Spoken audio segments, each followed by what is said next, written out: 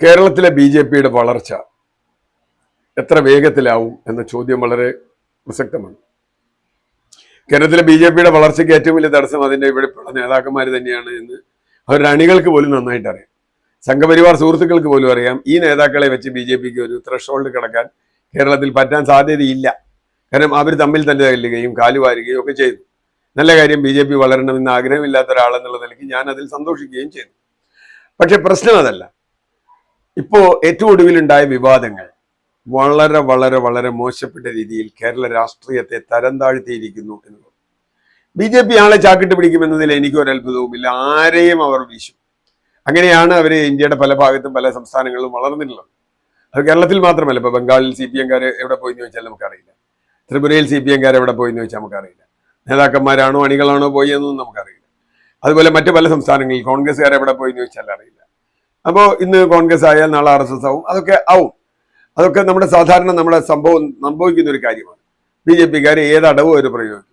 പക്ഷെ കേരളത്തിൽ അവർ ചൂണ്ടയിട്ട 100 പേർക്ക് ചൂണ്ടയിട്ടാലും ചൂണ്ടയിൽ കൊത്തിയ ആളുകൾ വളരെ കുറവാണ് എന്നാണ് നമ്മൾ മനസ്സിലാക്കുന്നത്. അതിന് കാരണം കേരളത്തിൽ ബി.ജെ.പി ശക്തമല്ല എന്ന് തന്നെ. കേരളത്തിൽ ബി.ജെ.പി ഒരു പ്രത്യേക ശക്തിക്ക് അപ്പുറത്ത് കടന്നാൽ ഞാൻ കണക്കാക്കുന്നത് കൂട്ടത്തോടെ CPM-ൽ നിന്നും കോൺഗ്രസിൽ നിന്നും മറ്റു പാർട്ടികളിൽ നിന്നും ബി.ജെ.പിയിലേക്കുള്ള ഒഴുക്കുണ്ടാകുമെന്ന് തന്നെ. കേരള കോൺഗ്രസ് ഒക്കെ മാറും.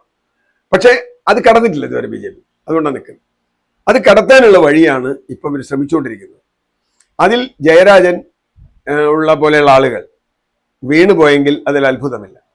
പക്ഷെ ഞാൻ ഇപ്പോഴും കണക്കാക്കുന്നത് ജയരാജൻ ബി.ജെ.പിയിലേക്ക് പോകാൻ ശ്രമിച്ചു എന്നല്ല. ജയരാജൻ നന്ദകുമാർ എന്ന ബ്രോക്കർ വഴി വേറൊരു ബ്രോക്കറേജ് നടത്തുകയാണ്. ജയരാജൻ ബി.ജെ.പിയിലേക്ക് പോകുമെന്ന് വിചാരിക്കുന്ന ഒരാളെ അല്ല ഞാൻ. പക്ഷേ ജയരാജൻ ഡീല് നടത്തിയത് ജയരാജന് വേണ്ടിയല്ല. ആയിരുന്നുവെങ്കിൽ ഈ കഴിഞ്ഞ സെക്രട്ടേറിയറ്റിൽ ജയരാജൻ പുറത്താകുമായി. കാരണം ബി.ജെ.പിയിലേക്ക് പോകാൻ ജയരാജൻ ആലോചിക്കുന്നു എന്നൊരു തെളിവ് കിട്ടിയാൽ പിന്നെ അയാളെ പാർട്ടി സെക്രട്ടേറിയറ്റിലും കേന്ദ്ര കമ്മിറ്റിയിലും എന്തിനും മുന്നണി കൺവീനറായിട്ട് പോലും ഇരുത്തു. ഇത് CPM-ന് മാത്രം വിഷയമല്ല, LDF-ന്റെ മുഴുവൻ വിഷയമാണ്. അപ്പൊ ബി.ജെ.പിയിലേക്ക് പോകാൻ ആലോചിച്ച ഒരാൾ മുന്നണി കൺവീനറായിട്ടിരിക്കുമോ? അതുകൊണ്ട് ഞാൻ പ്രതീക്ഷിക്കുന്നത് ജയരാജൻ ഒരിക്കലും ബി.ജെ.പിയിലേക്ക് പോകാൻ തീരുമാനിച്ച ആളല്ല. ജയരാജൻ ഒരു ഡീലിന്റെ ഭാഗമായി ബി.ജെ.പിയുമായി ചർച്ച ചെയ്തതാണ്. ആ ചർച്ച എന്തായിരുന്നു? ആ ചർച്ച ആർക്ക് വേണ്ടിയാണ്? ആ ചർച്ച യഥാർത്ഥത്തിൽ നന്ദകുമാർ പറയുന്നത് ശരിയാണോ എന്ന് എനിക്കറിയില്ല. വേറെ ആരെങ്കിലും പറഞ്ഞു, ഞാൻ ആരെയും വിശ്വസിക്കുന്നൊന്നുമില്ല. ഒരാളെ ഞാൻ പൂർണ്ണമായി വിശ്വസിക്കുകയോ ചെയ്യുന്നില്ല. കാര്യം തെളിയട്ടെ. ഇപ്പൊ തൃശ്ശൂർ സുരേഷ് ഗോപിയെ വിജയിപ്പിച്ചാൽ ബാക്കി കേസുകളൊക്കെ വിട്ടുകൊടുക്കാം എന്ന് കേന്ദ്ര സർക്കാർ, ലാവലിൻ മുതൽ എക്സാലോജിക്ക് വരെയുള്ള എല്ലാം വിട്ടുകൊടുക്കാം എന്ന് കേന്ദ്ര സർക്കാർ ഉറപ്പ് നൽകി, ബി.ജെ.പി ഉറപ്പ് നൽകി, അമിത്ഷാ ഉറപ്പ് നൽകി എന്നൊക്കെയാണ് പറയുന്നത്. എനിക്കറിയില്ല. അങ്ങനെയാണെങ്കിൽ അത് ഏറ്റവും വൃത്തികെട്ട രാഷ്ട്രീയമാണ്. ജയരാജൻ ബി.ജെ.പിയിലേക്ക് പോകണമെന്നുള്ളത് ജയരാജന്റെ വ്യക്തിപരമായ ഒരു അഭിപ്രായം എന്ന നിലയ്ക്ക് വേണമെങ്കിൽ പോലും നമുക്ക് എടുക്കാം. ഇപ്പോ ഇടുക്കിയിലെ മൂന്നാർ MLA, ദേവികുളം MLA രാജേന്ദ്രൻ ഏത് സമയത്തും പോകാൻ തയ്യാറായി. 2-3 പ്രാവശ്യം പോയി കണ്ടു. ഇപ്പോഴും അദ്ദേഹം പറയുന്നുണ്ട് അദ്ദേഹം പോയാലൊന്നും വലിയ ഇമ്പാക്ട് ഇവിടെ ഉണ്ടാവില്ല. കേരളത്തിൽ ഇപ്പോൾ ഈ നേരത്തെ പറഞ്ഞതുപോലെ അങ്ങനെ ഒരാൾ പോയതുകൊണ്ടൊന്നും കേരളത്തിൽ ഒരു ഇമ്പാക്റ്റും ഉണ്ടാവില്ല. കാരണം ഇവരൊക്കെ ഔട്ട്ഡേറ്റഡ് നേതാക്കന്മാരാണ്. ഞാൻ അങ്ങനെ കണക്കാക്കുന്നത്. അവർ ഔട്ട്ഡേറ്റഡ്, അവർ കാലഹരണപ്പെട്ട നേതാക്കന്മാരാണ്. അപ്പോൾ ജയരാജനാണെങ്കിലും അതെ, ജയരാജനൊന്നും ഇവിടെ ഒരു ഫോളോവേഴ്സും ഇല്ല.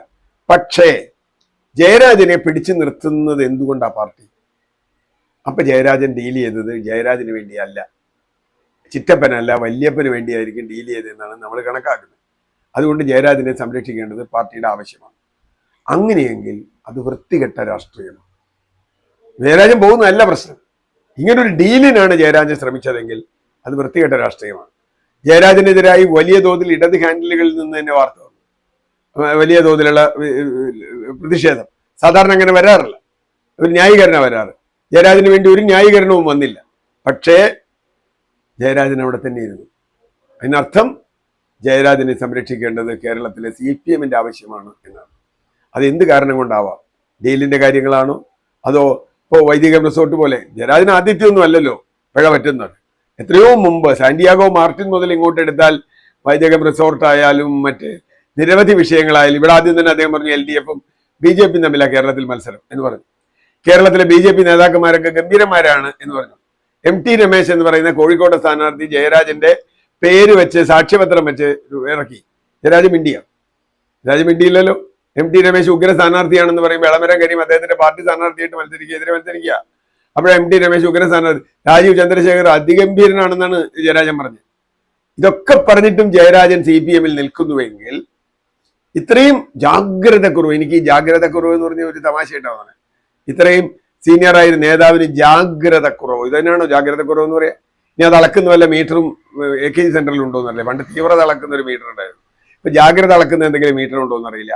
എന്തായാലും ജയരാജനെ പാർട്ടി സംരക്ഷിക്കുന്നുവെങ്കിൽ അത് ജയരാജന്റെ ജാഗ്രത കുറവല്ല, വേറെ ആരുടെയോ ജാഗ്രത കൂടുതലാണ് എന്ന് നമുക്ക് പറയേണ്ടി വരും.